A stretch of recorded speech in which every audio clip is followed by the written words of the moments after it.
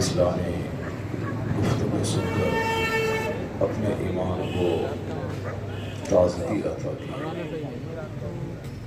اللہ تبارک و تعالیٰ اس محفل کو قبول فرمائے اور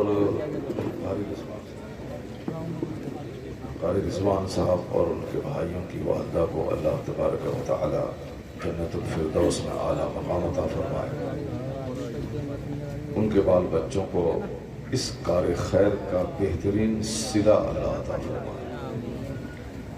ابھی آپ نے مولانا عمران حنفی صاحب کی زبانی بڑی اچھی گفتگو آپ نے سماعت کی۔ تھوڑی دیر مجھے بھی آپ صبر کے ساتھ برداشت کر لیں، یہ آپ کی نوازش ہوگی۔ ہمارے کرم فرما حضرت مولانا قاری اقبال صاحب نے بھی بڑی اچھی گفتگو کی۔ یہ یہاں رہتے ہیں، پورے ہندوستان میں خطاب کرتے ہیں، بڑے بڑے جلسوں میں جاتے ہیں، لیکن اپنے شہر میں بھی کافی عزتوں سے نوازے جاتے ہیں۔ اکثر ایسا ہوتا ہے کہ باہر کو عزت ملتی ہے آدمی، لیکن اپنے شہر میں، اپنے محلے میں ان کی پوچھ کم ہوتی ہے۔ لیکن قاری اقبال صاحب ایسے لوگوں میں ہیں جن کی عزت باہر بھی ہوتی ہے، اسی طرح اپنے دیار میں بھی ان کی عزت میں کوئی کمی نہیں ہوتی۔ آپ نے ان کے خطاب کو بھی بہت غور سے سنا۔ اللہ تبارک و تعالیٰ آپ کی اس سماعت کو اور مزید بہتر بنائے۔ بس تھوڑی دیر اس فقیر کی گفتگو سماعت کر لیں۔ روزانہ تو بندہ سوتا ہی رہتا ہے، کبھی کبھی اس طرح کی محفلیں سجتی ہیں جہاں زندگی سجانے اور سنوارنے کی باتیں ہوتی ہیں۔ ویسے تو آج کل لوگ ٹینشن سے بھری ہوئی زندگی گزارتے ہیں، اور اس ٹینشن کو دور کرنے کے لیے اور مزید خطرناک راہوں کا استعمال کرتے ہیں۔ غم سے بھری ہوئی زندگی، کوئی موبائل دیکھ کر چاہتا ہے کہ میرا ٹینشن دور ہو جائے، کوئی رات بھر ٹیلی ویژن کے پردوں سے چپک کے رہ کر چاہتا ہے کہ میری تکلیف دور ہو جائے، کوئی شراب کی بوتلوں میں چین ڈھونڈ رہا ہے، کوئی صاحب دوستوں کی محفل میں کامیڈی سن کر سکون تلاش کر رہا ہے، کوئی رات بھر بائک پہ گھوم کر شور ہنگامہ کرنے میں سکون تلاش کر رہا ہے۔ لیکن ساری دنیا کو معلوم ہے لوگوں کا بنایا ہوا اپنا طریقہ سکون دینے میں ناکام ہو چکا ہے، اس لیے لوگ خودکشی کی راہ پہ چل پڑے ہیں کہ میں رات بھر میں شراب پیا مگر چین نہیں ملا، میں رات بھر جاگ کر میں نے فلمیں دیکھی مگر قرار نہیں ملا۔ تو اب ایک ہی راستہ رہا ہے خودکشی کرنا، یعنی مر جانا۔ بڑی تیزی کے ساتھ پوری دنیا میں سوسائڈ کے واقعات بڑھ رہے ہیں۔ اسلام کہتا ہے کہ کیوں خودکشی کر رہا ہے، کیوں تم نے چین حاصل کرنے کے لیے غلط راستوں کا سلیکشن تم نے کیا۔ سکون اور چین کا سب سے بہترین راستہ ہے کہ جس رب نے تجھ کو پیدا کیا ہے اس رب کا ذکر کر کے دیکھ لے کہ اللہ کہاں سے سکون عطا کرتا ہے۔ دل کی خوراک ہے اللہ کا ذکر، دل کی غذا ہے اللہ رب العزت کی یاد۔ جس نے بھی اس راہ کو سکون کے لیے چنا وہ کبھی خسارے میں نہیں۔ انسانی تاریخ گواہ ہے کہ جس نے بھی اللہ کی عبادت، اللہ کے ذکر کو سکون کا راستہ تلاش کیا وہ کبھی خسارے میں نہیں گیا، وہ کبھی گھاٹے میں نہیں گیا۔ اللہ جنت تو انہیں مرنے کے بعد دے گا، اس دنیا میں عزتوں سے نوازتا ہے، اس دنیا میں غریبی میں بادشاہت سے نوازتا ہے، اس دنیا میں ان کا چہرہ رنگ کے اعتبار سے کالا کیوں نہ رہے مگر اللہ تبارک و تعالیٰ گلاب کی طرح اس کے چہرے کو کھلا دیتا ہے۔ یہ وہ راستہ ہے اللہ کا ذکر کا راستہ۔ اس لیے جب اس طرح کی محفلیں کہیں ملے اس کو اپنے لیے غنیمت سمجھ کر اس محفل سے وابستہ کر دینا چاہیے۔ ممکن ہے کہ کوئی گھڑی خصوصی رحمت کے نزول کی ہو، اس رحمت کی گھڑی کو بندہ پا لے تو محنت تو ایک لمحے کی ہوگی، لیکن جو اس کا بدلہ ہوگا اس کا اثر سینکڑوں سال تک محسوس کیا جائے۔ ممکن ہے کہ کبھی بندہ جرم وقتی طور پر کرتا ہے دارے تکبیر، دارے رسالت، فیضان غوث آدم، مسلک اعلیٰ حضرت، نبی اعلیٰ حضرت، شہزادہ اعلیٰ حضرت حضور احسن میاں صاحب قبلہ، حضور صاحب سجادہ، آمد حضور احسن میاں صاحب قبلہ، نعرہ تکبیر۔ آپ لوگ بیٹھ جائیے، بیٹھ جائیے، حضرت بات میں آئیں گے انشاءاللہ، بیٹھ جائیں۔ بیٹھ جائیں، حضرت ابھی قیام کافی جائیں گے اور پھر وہاں سے تھوڑی دیر کے بعد اسٹیج پر آئیں گے۔ بھرپور دل کھول کر آپ حضرت کا دیدار کریں گے، حضرت کی دعاؤں سے آپ مالا مال ہوں گے۔ پہلے اس فقیر کی گفتگو آپ سماعت کریں، سارے لوگ خاموشی اختیار کر کے رکھیں اور غور سے سنیں، ایک بار زور سے بولیں سبحان اللہ، درود شریف پڑھیں، اللہم صلی علی سیدنا و مولانا محمد معدن الجود والکرم وآلہ وبارک وسلم صلاۃ و سلام علیہ یا رسول اللہ۔ میں عرض کر رہا تھا کہ دل کو سکون ملتا ہے اللہ کے ذکر سے، اور اس طرح کی محفلیں بہت کم دنیا میں منعقد ہوتی ہیں۔ کھیل تماشے کی محفلیں ہمیشہ ہوتی ہیں، آج بھی لوگوں نے تماشا دیکھا، چاہے کھیل ہندوستان پاکستان کے درمیان ہو یا امریکہ اور صاحب ملیشیا کے درمیان ہو، کھیل کھیل ہے، وہ ایک تماشا ہے۔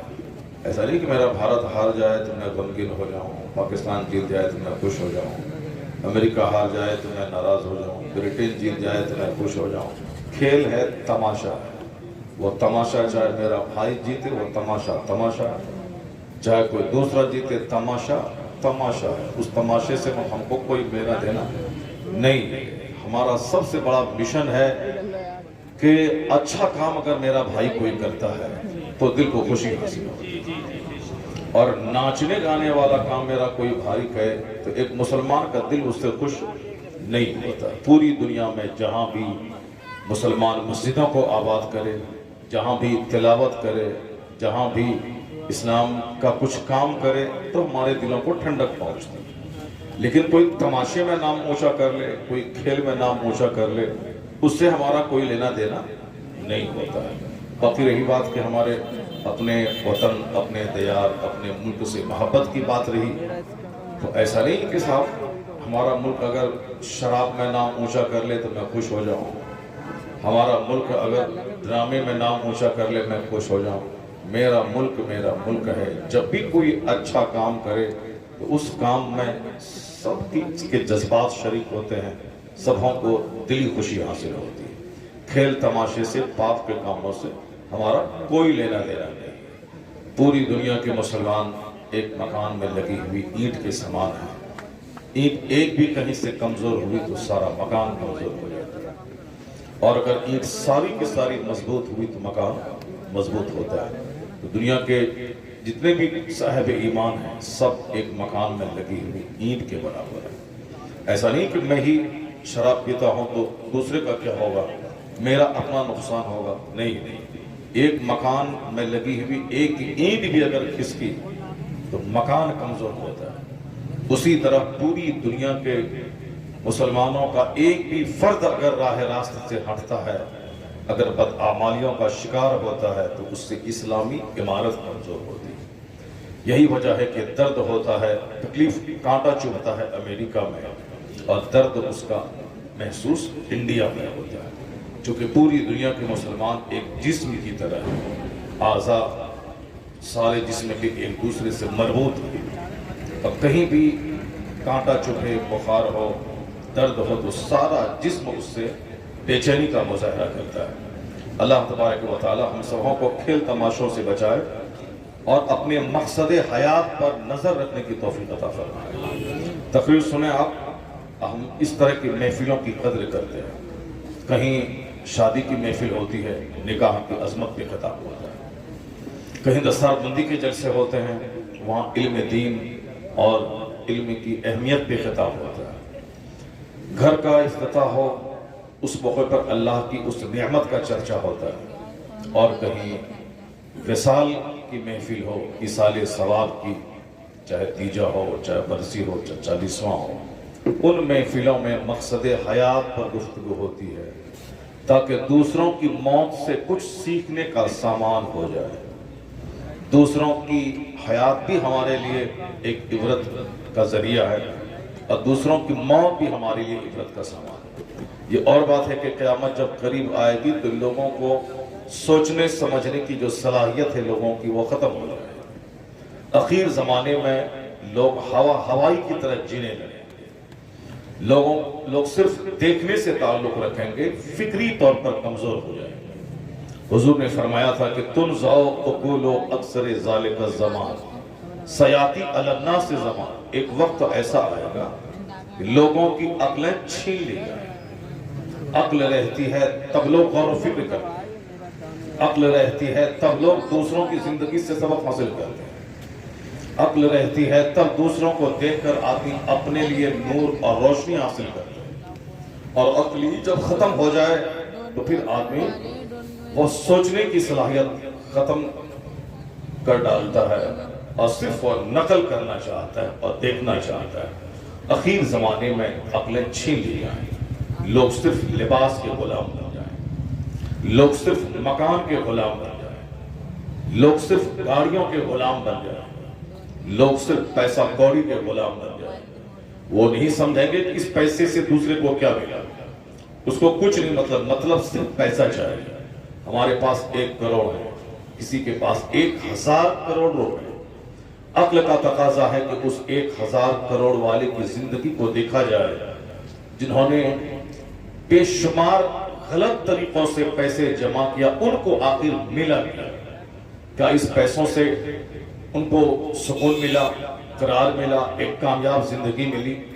سوچنے کی بات یہ ہے، کروڑوں روپے کمانے کے بعد بھی ایک مایوس کن زندگی، ایک ایسی زندگی جس میں خوشی کا نام نہ، ایک ایسی زندگی جو سراسر حسرت اور مایوسی اور ندامت سے بھری ہوئی زندگی، یعنی کامیاب زندگی اور ناکام انجام۔ زندگی میں تو اچھا کھایا پیا، گاڑی سے چلا، آفس میں بیٹھا، لیکن ایک افسوسناک موت، سڈن ڈیتھ، اچانک موت، ساری چیزیں چھوڑ کر خالی ہاتھ جانے والی موت، یعنی اس کی موت سے مجھے ایک پیغام ملتا ہے۔ جو 10,000 کروڑ روپے کی پراپرٹی رکھتا تھا، ان کا انجام یہ ہوا، تو 10 کروڑ رکھنے والا، اس کی کیا اوقات ہے اس کے سامنے؟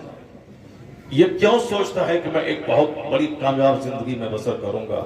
جب دنیا میں عقل گھٹتی ہے تو دولت کی چاہت بڑھتی ہے، جب عقل بڑھتی ہے تو شہوت، عقل گھٹتی ہے تو شہوت بڑھتی ہے۔ یعنی اخیر زمانے میں جب عقل گھٹے گی تو صرف شہوت کی بات ہے، خواہشات کی تکمیل کی بات ہے، صرف لگزریس لائف کی بات ہے، صرف گوڈز کی بات ہے، صرف اپنی ریکوائرمنٹس کی باتیں ہوں گی، اور پھر سیکس کی فلفلمنٹ کی باتیں ہوں گی۔ آج کی تاریخ میں دیکھنے جہاں بھی جائیں، اکثر لوگوں کے سامنے صرف خواہشات کی باتیں، طبعی میلانات کی باتیں اور جنسی خواہش کی باتیں، سیکسول باتیں، لو افیئرز، تعلقات، ناجائز تعلقات، عصمت ریزی کی باتیں، چاہے میڈیا میں ہوں، چاہے 10 لوگ آپس میں بیٹھیں، چاہے ہنسی مذاق میں ہوں، ہر جگہوں پہ بڑی باتیں چھوڑ کر صرف وہ حیوانی خواہشات کی باتیں ہوتی۔ راستہ چلتے پولیس والے بیٹھے ہوں، ان کی گفتگو کو 5 منٹ غور سے سنیں، وہاں بھی صرف خواہشات کی باتیں، یا تو زمین خریداری کی، یا گاڑی خریدنے کی، یا بیٹی کی شادی میں خوب اعلیٰ ڈھنگ سے فضول خرچی کرنے کی، یا پھر جنسی خواہشات کی، یعنی سیکسول ڈیزائرز کی بات ہے۔ اس کے علاوہ دنیا میں اور کچھ نہیں ہوتا ہے۔ ہر جگہوں پہ عقل جب پختہ ہوتی ہے تو آدمی زمین پہ غور کرتا ہے، آدمی آسمان پہ غور کرتا ہے، آدمی اپنی لائف پہ غور کرتا ہے، آدمی دوسروں کے ڈیتھ پہ غور کرتا ہے، آدمی اس دنیا میں آنے والے بھوچال، آندھی، طوفان پہ غور کرتا ہے، بن بتائے زلزلے کی حقیقت و سچائی پہ غور کرتا ہے۔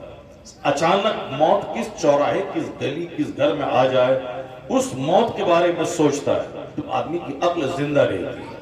اور اسی کو حضور نے کہا تھا کہ جو دن میں 20 بار موت کو یاد کرے گا، وہ شخص اندر سے اتنا اعلیٰ ہو جائے گا کہ چاہے اپنے بستر پہ اپنے گھر ہی میں کیوں نہ مر جائے، اللہ اسے شہادت کا مرتبہ عطا فرمائے گا۔ جو روزانہ 20 بار موت کو یاد کرتا ہوں، ابھی دیکھ لیں کہ مسلمان ہو یا غیر مسلم کی تو بات ہی نہیں کر رہی، جو کلمہ پڑھنے والے لوگ، ان سے میری بحث ہے کہ ان کا حال آپ دیکھ لیں، گھر میں 24 گھنٹے گزر جاتے ہیں، ایک بار بھی موت کا چرچا نہیں ہوتا ہے، اور اگر کوئی چرچا کر ڈالے تو اس کو برا مانا جاتا ہے کہ صاحب مزے کو کیوں کرکرا کر دیتے ہو، وہ تو جب آنی ہے آ جائے گی، لیکن ابھی وقتی لذتوں کو ختم کر دینا کیوں چاہتے ہو تو؟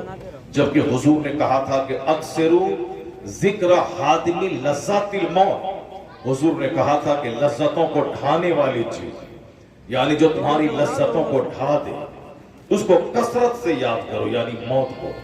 حضور نے کہا کہ موت کو کثرت سے یاد کرو، زیادہ یاد کرو، میکسیمم تیری گفتگو کا جو ٹاپک ہو وہ موت ہو، لیکن ہم نے اپنے حساب سے موت کو بوجھ سمجھا اور ہم نے صرف زندگی کی باتیں کرنے شروع کر دی۔ زندگی کی باتوں کا مطلب نئی نئی عمارتیں، نئی نئی زمین کی خریداری، نئے نئے مال، نئے نئے سامان کو گھر میں جمع کرنا۔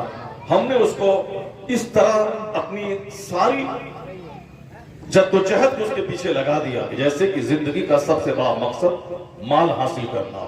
ریزلٹ کیا ملا؟ اس کے بدلے میں خطرناک بیماریاں، اس کے بدلے میں زندگی کی تلخیاں، اس کے بدلے میں آپس کی دوریاں، اس کے بدلے میں نیند کی کمی، اس کے بدلے میں 1 درجن بیماریاں۔ چونکہ ہم نے سکون کا یہ راستہ زیادہ سے زیادہ مال چاہیے ہم نے اپنے سے چنا ہے، ہم نے فلم کے ایکٹر کو دیکھ کر چنا ہے، ہم نے پولیٹیکل لیڈر کی باتوں کو سن کے چنا ہے، ہم نے دنیا کی کتابوں کو پڑھنے کے بعد ہم نے چنا ہے، ہم نے اپنے سراؤنڈنگز آس پاس کے لوگوں کو دولت کے مقابلے میں جیتے ہوئے دیکھ کر، میں نے ان کو دیکھ کر کے اس راستے کو چنا ہے۔ نتیجے میں زندگی تو اللہ کی دی، اللہ ہی ہمیں پیدا کیا ہے، اللہ ہی زمین کی تخلیق کی ہے، آسمان بنایا ہے، اللہ ہی مجھے زندگی دیتا ہے، موت دیتا ہے۔ اس رب سے ہٹ کر میں نے دوسروں کو دیکھا، اللہ نے ماڈل تو اپنے محبوب کو بنایا تھا، میرے محبوب کو دیکھو زندگی گزارو۔ اللہ نے اپنے محبوب کو جس کے نور کو ساری دنیا کی تخلیق سے کئی لاکھ سال پہلے اسے عرش معلیٰ پہ قندیل کی شکل میں لٹکا کے رکھا، اس نور محمدی کو بشری شکل میں سارے پیغمبروں کے اخیر میں دنیا میں بھیجا تاکہ لوگوں کے لیے ایک ماڈل رہے مصطفیٰ، لوگوں کے لیے ایک آئیڈیل بن جائے مصطفیٰ۔ تو اللہ نے اپنے محبوب کو آئیڈیل بنایا تھا، مگر میں نے آئیڈیل فلم کے ایکٹر کو چن لیا۔ اللہ نے اپنے محبوب کو ماڈل بنایا تھا کہ کیسے جئیں، کیسے کھائیں، کیسے پیئیں، کیسے کپڑا پہنیں، کیسے بال رکھیں، مگر ہم نے فلم کے جوکر کو اپنے لیے آئیڈیل بنایا۔ وہ اگر ننگا رہے تو میں بھی ننگا رہتا ہوں، وہ اگر نیا کپڑا پھٹا ہوا پہنے تو میں بھی ویسا پہنتا ہوں، وہ اگر جوکر کی طرح بال چاروں طرف سے منڈ کے رکھے تو میں بھی ویسا رکھتا ہوں۔ ان کی بہو بیٹیاں اگر چڈی پہن کے سڑکوں پہ چلیں، میں بھی اپنی بہن بیٹیوں کو چڈی پہنواتا ہوں، چونکہ ہمارے لیے ماڈل وہ فلم کا ایکٹر اور فلم کی ایکٹریس بن گئی ہے۔ اللہ نے تو محبوب کو ماڈل بنایا تھا، زمین کا خالق اللہ، ساری دنیا کا مالک اللہ، اس انسان کو ایک قطرہ زلیل سے پیدا کرنے والا اللہ، یعنی اس انسان کی تخلیق کیسے ہوئی ہے اللہ نے قرآن کریم میں کئی جگہوں پہ اس کا ذکر کیا ہے۔ میں نے تجھ کو پیدا کیسے کیا ہے تاکہ میرا بندہ چاہے دنیا میں غریب رہے یا امیر، بادشاہ رہے یا فقیر، وہ اپنی بنیاد کو کبھی نہیں بھولے۔ میری اسٹارٹنگ کہانی کیسی ہے، میں پیدا ہوا کیسے ہوں۔ جب عقل رہے گی تب میں بندہ غور کرے گا کہ میں پیدا ہوا کیسے ہوں، میں اپنی پیدائش پہ غور کروں۔ قرآن کریم میں کئی جگہوں پہ اس میٹر کو جگہ دیا گیا ہے۔ کیوں جگہ دیا گیا؟ اللہ کہتا ہے وَلَقَدْ خَلَقْنَا الْإِنسَانَ مِنْ صُلَالَةٍ مِنْ طِينٍ، ہم نے انسان کو ایک بجتی ہوئی مٹی سے پیدا کیا۔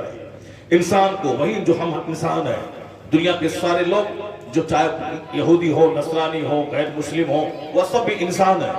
چونکہ وہ غور نہیں کرتے کہ میں انسان ہوں، اسی لیے جانوروں کی طرح کام لوگ کرتے ہیں۔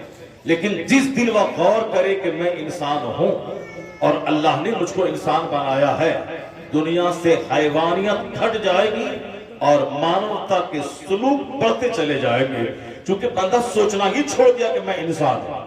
صرف اسی پوائنٹ پہ غور کر لیں کہ اگر اللہ چاہتا تو مجھے جانور بنا دیتا، اللہ چاہتا کہ مجھے خنزیر پیدا کرتا، اللہ چاہتا کہ مجھے کتا بنا دیتا، اللہ چاہتا مجھے چھپکلی اور سانپ بنا دیتا۔ میرے باپ دادا نے اللہ پر کوئی احسان نہیں کیا کہ اس احسان کا بدلہ چکانے کے لیے اللہ نے مجھ کو انسان بنایا۔ بندہ اللہ پر احسان کر ہی کیا سکتا ہے؟ یہ کمزوری کا پتلا یہ انسان، بیماریوں کا مجسمہ یہ انسان، آج ساری دنیا جانتی ہے کل اس کا نام و نشان مٹ جاتا ہے، آج زندہ ہے ایک سیکنڈ کے بعد مر جاتا ہے۔ یہ انسان اپنے رب پہ احسان کر ہی کیا سکتا ہے کہ اس احسان کا بدلہ اللہ تعالیٰ ان کے بال بچوں کو انسان پیدا کر کے چکائے؟ میرا رب پر کوئی احسان نہیں، اللہ کا یک طرفہ احسان ہے کہ اس نے مجھے ان جانور نہیں بلکہ انسان پیدا کیا۔ اللہ نے مجھے کتا نہیں آدمی بنایا، ورنہ کتا کو بھی اللہ نے پیدا کیا۔ جتنی بھی مخلوقات ہیں سبوں کو اللہ نے پیدا کیا، لیکن مجھ کو انسان بنایا، کتا نہیں بنایا۔ اسی پوائنٹ پہ اگر دنیا کے سارے لوگ غور کریں کہ اللہ نے مجھے سانپ نہیں انسان بنایا، تو انسان بن کر سانپ کی طرح دوسروں کو ڈنک نہیں مارے گا، انسان کی شکل میں دوسروں کو اپنی زبان سے ڈنک نہیں مارے گا، اپنے ہاتھ سے کشٹ نہیں پہنچائے گا، دوسروں کو تلوار سے ذبح نہیں کرے گا، وہ دوسروں کو اپنی تھیوری سے اسے تباہ و برباد کرنے کا پلان نہیں بنائے گا۔ یہ جو سارے ڈرامے دنیا میں ہو رہے ہیں کہ میرا بچہ بچہ ہے، دوسروں کا بچہ بچہ نہیں، میری بستی بستی ہے، دوسروں کی بستی بستی نہیں، میرا ملک ملک ہے، دوسروں کا ملک ملک نہیں، یہ باتیں صرف اس لیے ہیں کہ جب آدمی عقل سے سوچنا چھوڑ دیتا ہے تب اس طرح کی حیوانی حرکتیں بندہ کرنے لگتا ہے۔ آج جو کچھ بھی ہو رہا ہے افریقہ میں، جو کچھ ہو رہا ہے امریکہ میں، جو کچھ ہو رہا ہے ہندوستان کی سرزمین پہ، یعنی ایک آدمی کے جسم کو 3 حصوں میں بانٹ دینا، ایک آدمی کو 6 انچ چھوٹا کر دینا، ایک آدمی کو ہمیشہ کسی نہ کسی طریقے سے پھنسا کے جیل میں ڈال دینا، اس کی پوری سوسائٹی، اس پوری برادری کو مٹانے کا پلان بنانا اس وقت ہوتا ہے جب بندہ اپنے اس پوائنٹ پہ سوچنا چھوڑ دیتا ہے کہ میں انسان ہوں اور انسانیت کا تقاضا کیا ہے، ہیومینٹی کا تقاضا کیا ہے، ہیومینٹی کا ڈیمانڈ کیا ہے، ہیومن بینگز، ہیومینٹی اس کی کوالٹی ہے، اس کی خصلت ہے، اسے کیا کرنا چاہیے وہ سوچنا چھوڑ دیتا ہے۔ حضور نے کہا تھا کہ اخیر زمانے میں لوگوں کی عقلیں چھین لی جائیں گی، جب عقل چھین لی جائیں گی تو صرف آدمی برگر کھائے گا، صرف آدمی چاؤمین کھائے گا، صرف آدمی شراب پیے گا، صرف آدمی تاش کھیلے گا، صرف آدمی رات میں نائٹ کلب کا رک کر کے ڈانس کرے گا تاکہ ہم ریفریش ہو جائیں، تر و تازہ ہو جائیں۔ وہ بھول جائے گا کہ ناچتے ناچتے بندہ مر گیا، شراب پیتے پیتے آپس میں قتل ہو گیا، تاش کھیلتے کھیلتے دولتیں بک گئی، زمین لوٹ گئی، یہاں تک کہ بیوی اور بیٹیوں کو داؤ پہ لگانا پڑا۔ یہ آدمی سوچنا چھوڑ دے گا، وہ صرف اس کو برگر اور چاؤمین، چاہے لیور ڈیمیج ہو، چاہے اس کا ہارٹ ڈیمیج ہو۔ آج سارے ڈاکٹروں کے پاس جانے کے بعد اکثر ڈاکٹر یہی کہتے ہیں کہ اگر ہارٹ کی بیماری سے بچنا ہے جو جنک فوڈ ہے اس کو کھانا چھوڑ، جو بھی اننیسیسری غیر ضروری چیزیں ہیں اس کو استعمال کرنا چھوڑ دیں۔ یعنی ڈاکٹر کہتے ہیں سگریٹ پینا چھوڑ دیں، ڈاکٹر کہتے ہیں بیڑی پینا چھوڑ دیں، ڈاکٹر کہتے ہیں کہ گٹکا کھانا چھوڑ دیں۔ اگر لیور کی سیفٹی چاہیے، اگر ہارٹ کی سیفٹی چاہیے، اگر انٹسٹائن کی سیفٹی چاہیے، اگر بصارت کی سیفٹی چاہیے، اگر چاہتے ہیں کہ سماعت برقرار رہے تو ان اننیسیسری چیزوں کو چھوڑ دو، غیر ضروری چیزوں کو چھوڑ دو۔ ڈاکٹر آج کل اکثر بولتے ہیں کہ باہر کا کھانا پینا چھوڑ دو، باہر میں وہی ایک ہی تیل سے کئی طرح کے سامان بنا کے آپ کو زہر دیتے ہیں، آپ وقتی مزہ لینے کے لیے کھاتے ہیں، آپ اسے چھوڑ دیں، اس سے آپ کا ہارٹ کے جو وینز ہیں بلاک ہو جائے گا، آپ کا شوگر لیول ہائی ہو جائے گا، آپ کی وی پی ہائی ہو جائے گی، یعنی جو ایک جنرل بیماری بن گئی ہے۔ ڈاکٹر منع کرتے ہیں کہ باہر کے سامان کو آپ مت کھائیں، یہ جاننے کے باوجود کہ سگریٹ سے کینسر ہوتا ہے، لیکن آدمی عادت کا غلام ہے، وہ اس کو پیتا ہے، یہ جاننے کے باوجود کہ پانی پوری کھانے سے بہت سارے نقصانات ہوتے ہیں، لیکن آدمی عادت کا غلام ہے، اس کو کھانا پڑتا ہے، یہ جاننے کے باوجود کہ کھینی اور گٹکا سے کینسر ہوتا ہے، لنگز ڈیمیج ہوتا ہے، اور اس کے باوجود بندہ دن میں 100 پوڑیاں کھاتا ہے، وہ جانتا ہے کہ اس کی زبان موٹی ہو جائے گی، وہ جانتا ہے کہ قوت گویائی اس کی سلب ہو سکتی ہے، وہ جانتا ہے کہ گٹکا کھانے والا جب کبھی بھی اس کو ڈائریا کا مرض ہوا کڈنی کے 100% فیل ہونے کا خطرہ رہتا ہے۔ آئے دن اس طرح کے کیسز آتے ہیں، لیکن آدمی کے پاس عقل رہے تب نہ سوچے کہ مجھے کیا کھانا ہے کیا نہیں کھانا، مجھے کیا پہننا ہے کیا نہیں پہننا، مجھے کس طرح کا ہیئر اسٹائل رکھنا ہے کس طرح کا نہیں رکھنا ہے۔ آدمی نے سوچنا چھوڑ دیا کہ میں کیا کھاؤں، صرف لگزریس لائف کے پیچھے۔ کہ پینے میں مزہ آتا ہے، یہ کھانے میں مزہ آتا ہے، گھومنے میں مزہ آتا ہے۔ تو آج جب اس گھومنے کا غلط اثر صحت پہ سوسائٹی پہ پڑا تب ڈاکٹر چیختے ہیں کہ خبردار رات میں 10 سے زیادہ نہ جاگیں اور جلدی صبح اٹھنے میں دقت ہوگی، اس سے آپ کی ہیلتھ چور چور ہو جائے گی۔ آج 18 سال کا جوان دیکھیں بالکل چہرہ جیسے لگتا ہے مردار کی طرح، آنکھیں دھسی ہوئی، چہرہ چپکا ہوا، ایسا لگتا ہے کہ رات بھر نیند لینے کے بعد بھی یہ مایوسیت کا شکار ہے۔ صحت حاصل کرنے کے لیے دوسری قومیں بیدار ہو گئی۔ اب صاحب وہ رام دیو جی کے پاس اتراکھنڈ جا رہے ہیں۔ رام دیو جی کہتے ہیں کہ نیچرل ریسورسز کی طرف آؤ، یعنی قدرتی چیزوں کی طرف آؤ، جو چیزیں نیچرل ہیں، جو چیزیں آرٹیفیشل ہیں اس کو چھوڑ دیا جائے، بناوٹی چیزوں کو چھوڑ دیا جائے اور نیچرل چیزوں کے پاس آئیں، اور آپ نیچرل انوائرمنٹ میں آپ گھومیں، یعنی آپ صبح سویرے جنتی ہواؤں میں رہیں۔ اے سی کی ہوا یہ آرٹیفیشل ہوا ہے، فین کی ہوا یہ آرٹیفیشل ہوا ہے، رات میں 8 گھنٹے فین کے نیچے ہے، بدن صبح سویرے اینٹنے لگتا ہے۔ اسی میں آپ رہیں، اندر سے 8 گھنٹے سونے کے بعد ایک الجھن سی محسوس ہوتی ہے، لیکن صبح کی ٹھنڈی ہواؤں میں آپ گھومیں، ایسا لگتا ہے جیسے جنت سے سیدھی ہوا اس کی صحت کو درست کر رہی ہوتی ہے۔ لوگ کہتے ہیں صبح کی ہوا ایک طرف، کروڑوں روپے کی دوا ایک طرف۔ جب آج صحت خراب ہونے لگی تب ڈاکٹروں نے کہا کہ غیر ضروری سونا چھوڑ دیجئے، غیر ضروری کھانا چھوڑ دیجئے۔ جب آپس میں تکرار بڑھنے لگی تو ڈاکٹروں نے کہا غیر ضروری ٹاک چھوڑ دیں۔ یعنی کورونا کال میں پولیس والے ڈنڈا مار مار کر رات کے 9 بجے کے بعد سے لوگوں کو کہتے تھے گھر جاؤ، گھر میں رہو، سیف رہو، گھر میں رہو، سیف رہو، یعنی بالکل سرکشت رہو، باہر مت گھوما کرو۔ سمندر میں جوہو چوپاٹی کے کنارے رات کے 9 بجے کے بعد لوگ 2 بجے رات تک گھومتے تھے۔ پولیس والے ڈنڈا مار مار کے کہتے تھے گھر میں رہو، سیف رہو، اپنے گھر میں آئسولیٹ رہو، سیف رہو، یعنی باہر کی ہواؤں سے بچتے رہو۔ یہی کام 1400 سال پہلے پیغمبر اعظم نے کیا تھا۔ حضور نے کہا تھا، آج کی تاریخ میں کہتے ہیں غیر ضروری کھانا، غیر ضروری بولنا، غیر ضروری پہننا، غیر ضروری گھومنا یہ تباہی کا ذریعہ ہے۔ صحت جائے گی، سکون جائے گا، سماج میں جینے کی لذتیں جائیں گی، زندگی کی رنگینیاں ختم ہو جائیں گی۔ غیر ضروری چیزوں کو چھوڑ دو۔ ضروری ہے روٹی چاول، ضروری ہے چاؤمین نہیں، برگر نہیں، اور غیر شراب نہیں، غیر گٹکا نہیں، غیر ضروری چیزوں کو چھوڑ دے اگر زندہ رہنا ہے۔ غیر ضروری دوستی، غیر ضروری کپڑا پہننا، غیر ضروری دوسروں سے تعلقات قائم کرنا، unnecessary چیز جو necessary essential ہے اس کو اپنائے، جو غیر ضروری کو چھوڑ دیں۔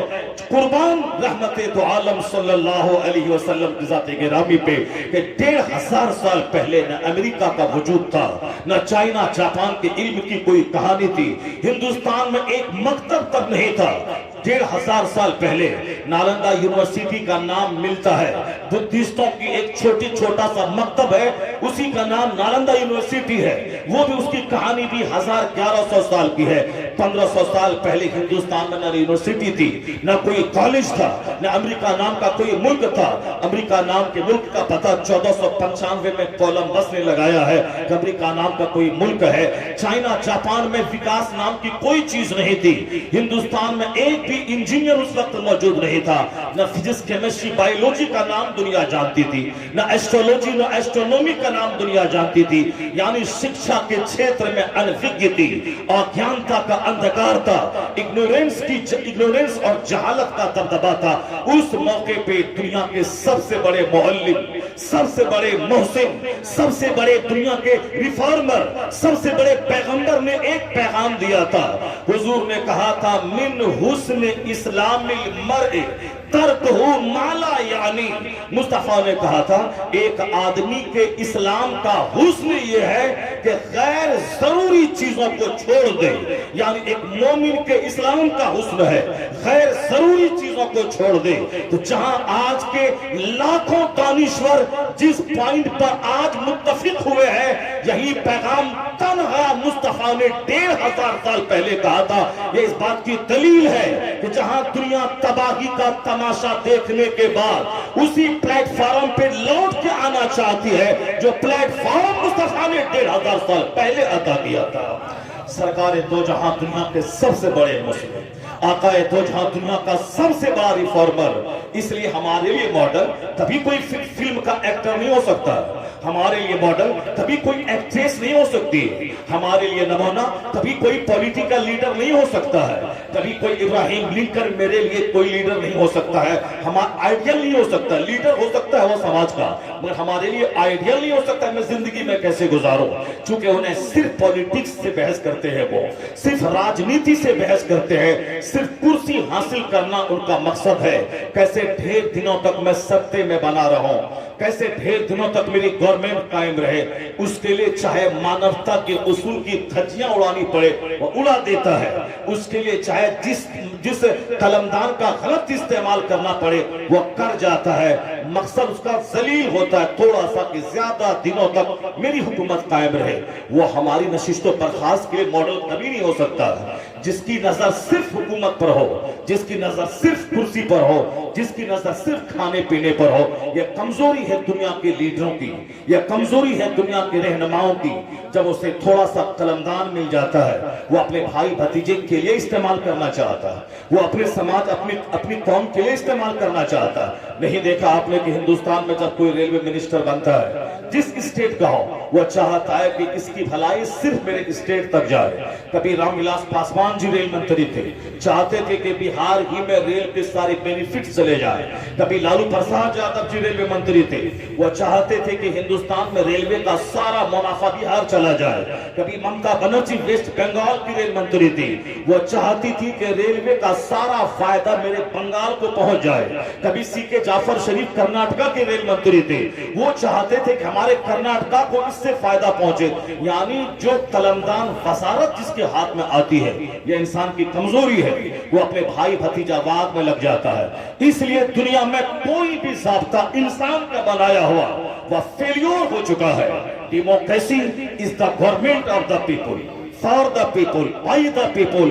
جمہوریت انسان کے لیے انسان آدمی کے لیے آدمی کے ذریعہ آدمی کا بنایا ہوا قانون ہے جمہوریت. مگر جمہوریت بھی کما حق ہو دنیا میں سکون دینے میں اسمرتھ ہے. رشیا میں کمیونزم وہاں سے چلا مگر روس کے سینکڑوں درجنوں ٹکڑے ہو گئے. ایک جیوتی بسو نام کا آدمی 30 سال تک ہندوستان کے ویسٹ بنگال کا چیف منسٹر رہا لیکن آج اس کی پارٹی کی جیسی کی تیسی ہو گئی. لوگ کسی چیز کو اپنا ذاتی فارمولا کو چاہتے ہیں پوری دنیا پہ نافذ کر دیں اور ہم کامیاب ہو جائیں گے. دنیا میں کمیونزم فیل ہو چکا ہے. دنیا میں ڈیموکریسی بھی فیل ہو چکی ہے خود ساختہ ڈیموکریسی. دنیا میں اشتراکیت دنیا میں کیپیٹلزم یعنی کہ مالداروں پونجی پتیوں کو فائدہ پہنچانا یہ فارمولا بھی فیل ہو چکا ہے. جبکہ دھیرے دھیرے ہندوستان میں وہی پونجیواد کا دور آتا جا رہا ہے. مٹھی بھر لوگوں کے پاس دولتیں جا رہی ہیں. ہندوستان کا آدمی دیکھتے ہی دیکھتے دنیا کے دولت مندوں کی سوچی میں وہ شامل ہو رہا ہے اور 1 نمبر 2 نمبر 3 نمبر پر آنے کے لیے ہاتھ پاؤں مار رہا ہے. اور ہماری حکومت بھی اسی کو اور آگے بڑھانے کے پیچھے لگی ہے. یہ اور بات ہے کہ کروڑوں غریب مزدور مہنگائی کی تلوار سے کٹ جائیں پس جائیں مر جائیں اسے ان کروڑوں غریبوں سے محبت نہیں ہے. اسے چند گنتی کے ادھوگپتی سے محبت ہے جن کے پیسے سے وہ الیکشن لڑے گا جن کے پیسے کو پانی کی طرح بہا کر کے وہ کرسیاں خریدے گا. یہ انسان کا بنایا ہوا ضابطہ فیل ہو چکا ہے. اس لیے دنیا میں کمیونزم بھی فیل ہو گیا ڈیموکریسی فیل ہو گئی. تو نظام کس کا کامیاب ہے؟ زمین اللہ کی ہے آسمان اللہ کا ہے. یہ انسان اللہ کا پیدا کیا ہوا ہے. انسان کا قانون جب انسان پہ چلے گا تو انسان کے بڑی برادری اس فائدے سے محروم رہے گی. لیکن جب انسان کے خالق کا قانون قانون چلے گا تو امریکیوں کا بھلا ہوگا, ہندوستانی کا بھلا ہوگا, چائنیز کا بھلا ہوگا, کیونکہ اللہ کا قانون ہے وہ سارے بندوں کے لیے بھلا ہوگا. اس لیے اللہ نے اپنے محبوب کو رحمت للعالمین بنا کے بھیجا کہ دیکھ مصطفیٰ کو کیسے کھاتے ہیں, کیسے پہنتے ہیں, کیسے جیتے ہیں, کیسے چلتے ہیں, کیسے جدوجہد والی زندگی گزارتے ہیں. مصطفیٰ کو کوئی کرسچن بھی دیکھے, جنت بھلے نہ ملے دنیا میں کامیاب ہو جائے گا. مصطفیٰ کو یہودی کیوں نہ دیکھے, بھلے جنت نہیں ملے گی بدعقیدگی کفر کی وجہ سے, مگر دنیا میں کامیاب ہوگا. مصطفیٰ کو کوئی غیر مسلم دیکھ کے زندگی گزارے, جنت نہیں ملے گی مگر دنیا میں اچھی زندگی ملے گی, اس کو ایک کامیاب زندگی گزارے گا. اس لیے دنیا والے ناکام ہوتے ہیں کب, جب اپنا اصول چلاتے ہیں. لیکن جس دن دنیا میں اصول اللہ کا چلے گا, جس دن دنیا میں قانون مصطفیٰ کا چلے گا, اس وقت جھوپڑی میں بھی بادشاہوں جیسی قابل رشک زندگی مل جائے.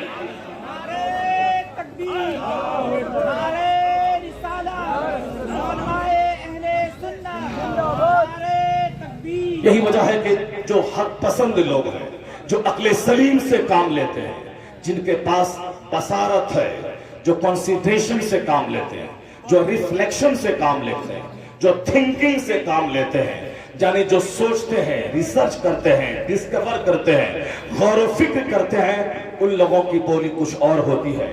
اور جن کی عقلیں چھین لی جاتی ہیں ان کی بولی کچھ اور ہوتی ہے. جیسے ہندوستان میں چند لکھیروں کی عقلیں چھین لی گئی.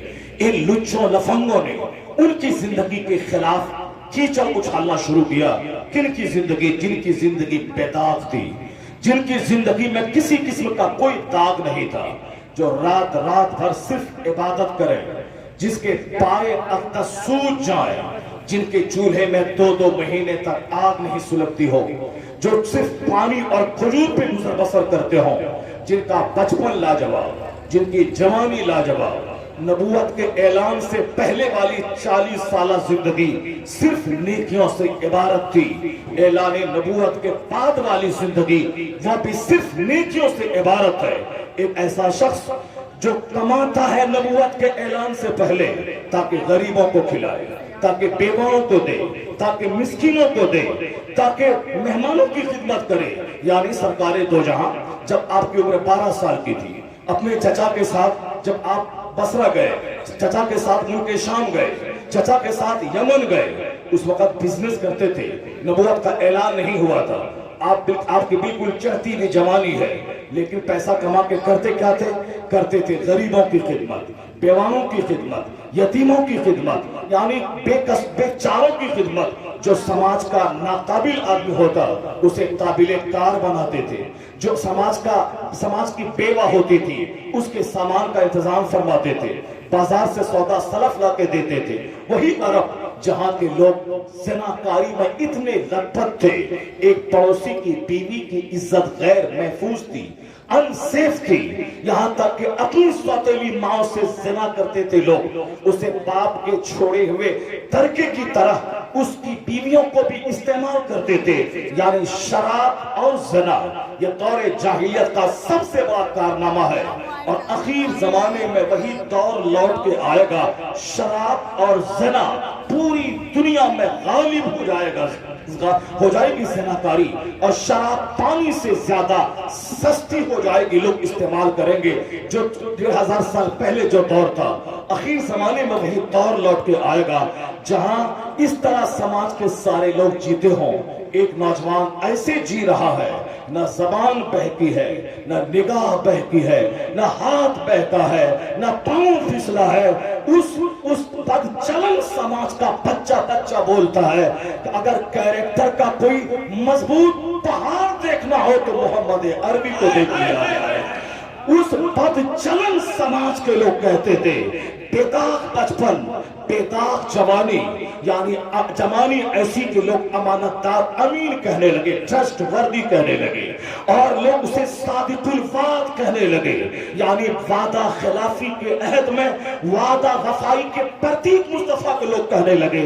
وہ نبی جنہوں نے چڑھتی جوانی میں 18 سال 25 سال کی جوانی میں صرف کما کے دوسروں کی خدمت کرنا, جہاں چاروں طرف دوشیزاؤں کے ننگے چلنے کا رواج ہو وہاں نگاہوں کی حفاظت کرنا.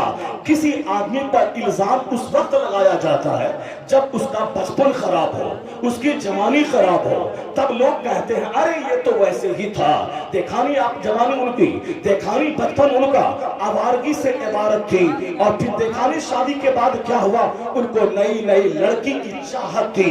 میں کہتا ہوں ان ظالموں, خسیسوں اور رذیلوں کو مصطفیٰ کی بیدار زندگی کا مطالعہ کرنا چاہیے. دنیا کا سب سے حسین ترین انسان جن کے حسن کا عالم تو یہ تھا جناب ابو ہریرہ, جو حضور کی محفل میں بیٹھنے والا. ہم تو 1400 سال کے بعد کتابوں میں نبی کا حسن پاتے ہیں, لیکن ابو ہریرہ جو حضور کو دیکھا, برسہ برس تک دیکھا, ان کا اسٹیٹمنٹ ہے کہ مصطفیٰ کا چہرہ ایسا تھا کأن الشمس تجری فی وجہہ, گویا سورج تھا جو نبی کے چہرے میں تیر رہا ہو, سورج نبی کے چہرے میں تیر رہا ہو. حضرت انس جو مصطفیٰ کی خدمت میں 10 سال تک رہے, اور 10 سال کے درمیان میں کبھی لفظ اف تک حضور نے انس کو نہیں کہا. یہ کوئی دنیا کا انسان کہہ ہی نہیں سکتا ہے. میرے پاس تو ایک نوکر رہتا ہے, میں صبح سے شام تک 50 بار رے اور پے اس کو کہتا ہوں, اس کے خاندان کو کھنگال دیتا ہوں. یہاں 10 سال تک یورپ کا ایک دانشور مصطفیٰ کی لائف اسٹوری کو بیان کرتے ہوئے کہتا ہے, انس lived in the service of the holy prophet for 10 years but he did not tell even word oof. یعنی انس 10 سال تک مصطفیٰ کی خدمت میں رہے مگر لفظ اوف تک اس اخلاق کے پہاڑ میں نہیں کہا. یہ اس بات کی دلیل ہے نہ اس جیسا انسان پہلے کوئی پیدا ہوا نہ قیامت تک کوئی پیدا. رسالت شان مصطفیٰ, عظمت مصطفیٰ. تاریخ آدمیت کا اکلوتا انسان, تاریخ انسانیت کا اکلوتا انسان. تاریخ آدمیت نے آج تک اس انسان کی شکل و صورت کا دوسرا نہیں دیکھا جن کا بچپن بیداغ ہو, جن کی جوانی بیداغ ہو, جن کی زندگی کا ایک ایک چیپٹر لاجواب ہو. میں کہتا ہوں جن کی زندگی میں کچھ پہلے سے گڑبڑ ہوتی ہے تب بعد میں لوگ اس میں عیب نکالتے ہیں, ارے یہ تو پہلے سے ویسا تھا. میں کہتا ہوں ظالموں, مصطفیٰ جان رحمت کی زندگی میں مکہ کے دشمنوں نے بھی عیب نہیں نکالا اس تعلق سے کہ ان کی نظر بہکی ہے. نہیں, وہاں کے تو بڑے بڑے خاندان کے لوگ کہتے تھے کاش محمد عربی میرے داماد بن جائیں, میری نسلیں فخر کریں گی, میری نسلیں فخر کریں گی, میری نسلیں فخر کریں گی ان کی دامادی پر. چونکہ جو حسن و جمال اللہ نے دیا تھا, حسن کا اپنا اٹریکشن ہوتا ہے, خوبصورتی کی اپنی کشش ہوتی ہے, خوبصورتی ساتھ بڑھتے ہوئے آدمی کے قدم کو روک لیتی ہے. اس لیے ایک اچھا سا چہرہ آدمی کے دل پہ اثر ڈالتا ہے. حسن اور حسن کا اپنا کمال ہوتا ہے. تو اب اندر کے کردار کی خوبصورتی یہ ایک الگ خوبصورتی ہے, اور پرسنالٹی کی خوبصورتی یہ دونوں حسن ان کی شخصیت کو لاجواب بنا دیتی ہے. یعنی انٹرنل بیوٹی اور out ward beauty doubly attractive personality کو بنا دیتی ہے. مصطفیٰ کا یہ ظاہری حسن تھا کہ 25 سال کی جوانی میں جب راستے سے گزرتے تھے تو دوشیزائیں تمنا کرتی تھی کہ کاش محمد عربی میرے نکاح میں آ جائے, میری نسلیں فخر کرے گی. اللہ اس وقت یہ جوان مصطفیٰ کی بیدار جوانی تھی. اس وقت اگر حضور چاہتے, اس وقت سرکار دو جہاں کھانا کھاتے تھے, اس وقت ان کے پاس مال کی فراوانی تھی, وہ بزنس کرتے تھے چچا کے ساتھ میں, ان کے پاس مال تھا, مال بھی تھا, حسن بھی تھا, اپنا وطن تھا. نبوت کی ذمہ داری بھی اس وقت میں نہیں تھی کہ ہم رات اور دن تبلیغ اسلام کریں. یہ ذمہ داری 40 سال کے بعد آئی کہ رات دن اسلام کی تبلیغ کریں. 25 سال کی چڑھتی جوانی میں فارغ بھی ہیں آپ, یعنی نبوت کی ذمہ داری نہیں ہے کہ میں لوگوں تک اسلام کا پیغام پہنچاؤں. کھاتے تھے آپ, سوتے تھے آپ, مانوتا کی خدمت کرتے تھے, اس وقت فری تھے. اگر چاہتے عرب کے دستور کے مطابق نبی خوبصورت 16 سال کی لڑکیوں سے شادی کر سکتے تھے، چونکہ عرب میں یہ ماحول تھا اس ٹائم میں 100 شادی کرنا، 200 شادی کرنا، یہ عرب کا ماحول تھا۔ اور جو جس کلچر میں پیدا ہوتا ہے اس کلچر کی بات کو اختیار کرے اسے لوگ عیب نہیں مانتے ہیں۔ مصطفیٰ چاہتے تو اس وقت 50 نہیں، کم سے کم 25 خوبصورت ترین 18 سال کی دوشیزہ سے نکاح کر سکتے تھے۔ میں ان ظالموں، ان درندوں، ان کتوں کی بات سننے کے بعد میں کہتا ہوں، جن لوگوں نے اس چاند پہ تھوکنا چاہا ہے، اس عظمت کے سورج کو داغدار دکھانے کی کوشش کی ہے، وہ ٹی راجہ جیسا کلوا جس کا چہرہ کالا، جس کا دل کالا، وہ بدتمیز کا چہرہ نہیں دیکھا، جس کا دل کالا، جس کا چہرہ کالا، جس کا وجود کالا، جس کی سوچ کالی، اس کی فکر کالی، یعنی جس کا سارا ایگزسٹنس کالا ہے، جو داغدار ہے۔ آپ نے بھی دیکھا ہوگا اس بدتمیز کا چہرہ کالا، لباس چاہے لباس وائٹ پہنے، میں اس کا وجود کالا، اس کا دل کالا۔ آئینہ دیکھ لیتا وہ ٹی راجہ، اسے اپنا چہرہ نظر آ جاتا۔ بدتمیز راجنیتی کرنے کے لیے گندی باتوں کا سہارا کیوں لیتا ہے؟ راجنیتی کرنے کے لیے کوئی اعلیٰ کام کا سہارا لے، مانوتا کی سیوا کر، سروس کر، اچھی بات بول، لوگ تمہیں ہاتھ پہ اٹھا لیں گے۔ مگر گھناؤنی بات بول کر کیوں تم اپنے گروپ میں ہیرو بننا چاہتا ہے؟ چہرہ دیکھ لیتا سور جیسا چہرہ تیرا، اور تو چلا ہے اس پر انگلی اٹھانے جن کے چہرے کی طرح شان بھی لیتا ہو سور۔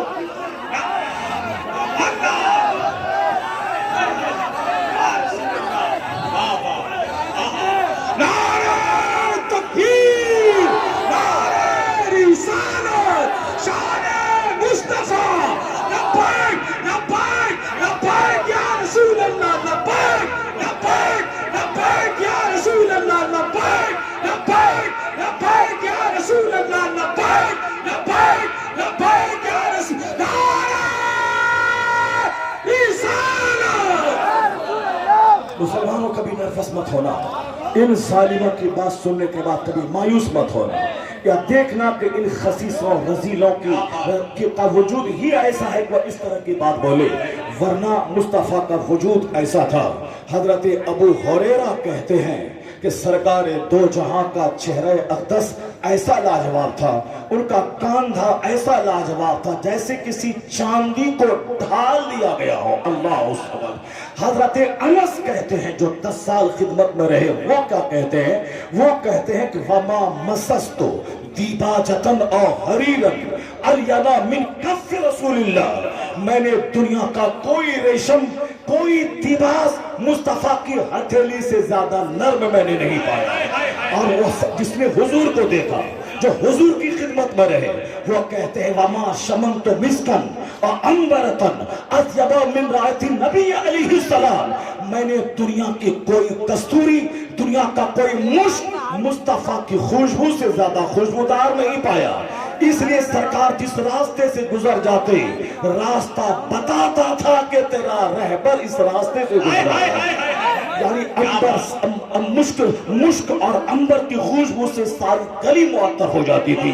یہ ایسا نہیں کہ نبوت کے اعلان کے بعد جس دن پیدا ہوئے مصطفیٰ ایسا بدن سے نور نکلا کہ آپ کی ماں بولتی ہے کہ اس نور میں نے ملک شام کے محل کو دیکھ لیا۔ اللہ اکبر۔ ایسا نہیں کہ 40 سال کے بعد جس دن پیدا ہوئے، جناب حلیمہ کہتی ہے جب میں اس نیک بخت بچے کو لے کر اپنے خاندان میں گئی، کبھی مجھ کو رات میں چراغ جلانے کی نوبت نہیں آئی، رات بھر میرا گھر روشن رہتا تھا۔ جن کا بچپن نور علی نور ہو، جن کی جوانی ایسی بیدار، نگاہیں جھکی ہوئی، الامین صادق الوعد، سماج کے سارے لوگ دیکھے تو دیکھ کے دنگ رہ جائے، وہ چاہتے تو 50 نہیں بلکہ 18 سال کی 100 دوشیزاؤں سے نکاح کر سکتے تھے۔ جوانی تھی، بدن میں طاقت تھی، حسن بھی تھا، مال بھی تھا، مگر اس وقت مصطفیٰ نے 2 शौहरों से बेवा औरत जो अधेड़ है, जो 40 साला खातून है, उस चढ़ती जवानी में 25 साला हुस्न है। जवानी में तो और हुस्न निखर जाता है, वो तो बचपन में जब ऐसा चेहरा के चांद जैसे बलाए चांद की तरह चमक मौजूद हो। जवान जब होते हैं, समाज का जब कोई काला इंसान 25 साल का होता है तो चेहरा और मलाहत से भर जाता है, चेहरा चिकना हो जाता है। जवानी में हड्डी स्ट्रांग हो जाती है, जवानी में आदमी का बदन मजबूत हो जाता है। जब मुस्तफा बचपन में से लाजवाब है तो 25 साल की जवानी का हुस्न का आलम क्या होगा। वो मुस्तफा जाने रहमत चाहते तो 18 साल की कई लड़की का सिलेक्शन कर सकते थे। सारी दोशीज़ाएं तमन्ना करती थी काश मैं इनके निकाह में आ जाऊं।